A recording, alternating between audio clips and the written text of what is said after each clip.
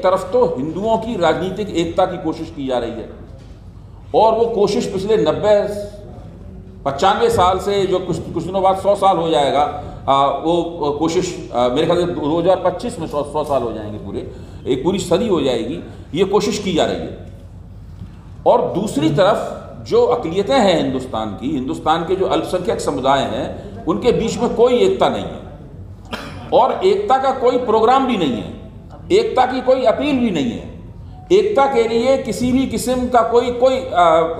कोशिश या कोई विचार भी उन लोगों के बीच में मौजूद नहीं है। और इस अल्पसंख्यकों के बीच की इस फूट का आलम यह है कि जब एक अल्पसंख्यक समुदाय के ऊपर जुल्म होता है तो दूसरा अल्पसंख्यक समुदाय उस पूरी प्रक्रिया में नाम मात्र का भी हस्तक्षेप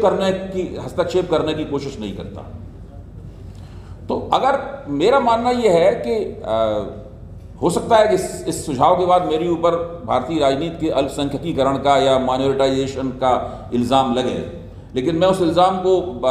उसका मुकाबला करने के लिए पूरी तरीके से तैयार हूँ। मेरा मानना है कि जो हिंदू बहुसंख्यकवाद की ज़बरदस्त लहर पिछले 8 साल से हम लोग देख रहे हैं और जो मुझे लगता है कि लगातार बढ़ती ही जाएगी, उसके लिए जितने तरह की युक्तियाँ इस्तेमाल की जाती हैं, जितने तरह के हथकंडे इस्तेमाल किए जा रहे हैं, जिस तरह पूरा का पूरा इलेक्ट्रॉनिक मीडिया और मीडिया के दूसरे लोग भी उस पूरी लहर को और ज़्यादा ज्वार में बदलने में लगे हुए हैं और ये सिलसिला लगातार जारी है। और उस बोलबाले का दावा ये है कि जब तक आप हमारे सामने पूरी तरीके से घुटना नहीं टेक देंगे, हारी नहीं बोल देंगे, हमारी सत्ता को पूरी तरीके से कबूल नहीं कर लेंगे, तब तक हम आपको चैन से नहीं बैठने देंगे। तब तक आपके घर गिराए जाते रहेंगे, आपके घरों में बुलडोजर चलता रहेगा, आपके अधिकारों के ऊपर, आपके हर काम के ऊपर हमें आपत्ति होगी, चाहे वो नमाज पढ़ना हो, चाहे कुछ हो, और हम किसी तरीके से आपको चैन से जीने नहीं देंगे। जब एक बार आप हमारा बोलबाला कबूल कर लेंगे, हिंदू बहुसंख्यकवाद का दावा है, हिंदू मेजोरिटी दावा कर, तब हम तय करेंगे कि आपके लिए कौन सी जगह मुकर्रर की जाए, कौन कौन से अधिकार हैं जिनका इस्तेमाल आपको करने दिया जाए, कितनी आपको नौकरियां मिलें, कितनी आपको शिक्षा मिले। उसके बाद तरह तरह के व्यवहारिक रूप से ज़मीन पर ये सब बातें तय होंगी। उससे पहले सारी बातें केवल कागज़ के ऊपर ही रहेंगी। तो अगर आप चाहते हैं कि इस तरीके से आप बहुसंख्यकवाद के सामने अपने घुटने टेक दें और आपको पूरी तरीके से, देखिए, हिंदुस्तान में लगातार चुनाव जीतने के लिए हिंदुओं की 100% एकता आवश्यक नहीं है। हिंदुस्तान में लगातार चुनाव जीतने के लिए 35 से लेकर 50% के बीच में कोई अगर एक एकता है तो उतना काफ़ी है।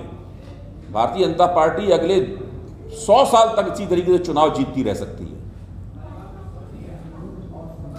तो ये सबसे ज़्यादा महत्वपूर्ण बात जो मेरी समझ में है, अगर आपको अच्छी लगे, आपको लगे कि इसका कोई आपके लिए उपयोग है, तो आप इसके ऊपर गौर कीजिए। अली अनवर साहब उसके ऊपर गौर करें और जो दूसरे उनके रणनीतिकार साथी सोचने विचारने वाले हैं, कॉमरेड्स, वो उसके ऊपर गौर करें कि भारत में अल्पसंख्यकों का एक मोर्चा बनना चाहिए। उसकी क्या राजनीति होगी ये अभी से नहीं तय की जा सकती, लेकिन जब हिंदुस्तान के अल्पसंख्यक एक जगह खड़े हो जाएंगे, उसके बाद में वास्तव में हिंदू बहुसंख्यकवाद को लगेगा कि इस तरह की पेशबंदी हमारे खिलाफ पहले कभी भी नहीं हुई है। इसकी कुछ हो सकता है कोई विपरीत प्रतिक्रिया हो, यह भी हो सकता है कि बिल्कुल शुरुआती दौर में जितना फ़ायदा मैं समझ रहा हूँ उतना फ़ायदा ना हो, बल्कि सबको नुकसान हो। लेकिन कम से कम राष्ट्रीय और अंतर्राष्ट्रीय तौर पर आपकी आवाज़ ज़्यादा मजबूत होगी और जो हिंदू बहुसंख्यकवादी प्रतिक्रिया है और जो एकता है, उसको भी अपनी रणनीतियों के बारे में दोबारा सोचना पड़ेगा। तो मेरा ये सुझाव है और